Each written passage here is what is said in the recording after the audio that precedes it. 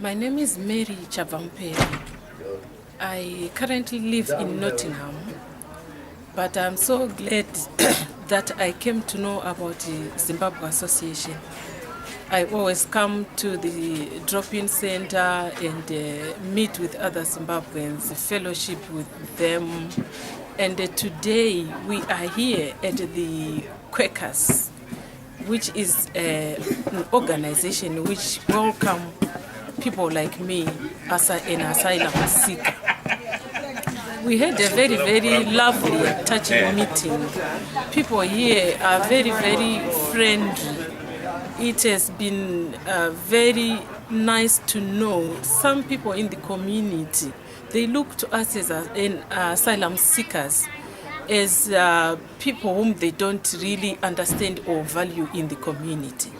But here, the Quakers, they are welcoming us. They are going to help us raise some funds to buy the t-shirts and the like, which is a very, very good thing. To me as an asylum seeker, it really lifts up my morale to know that in the community there are other people who value us as asylum seekers.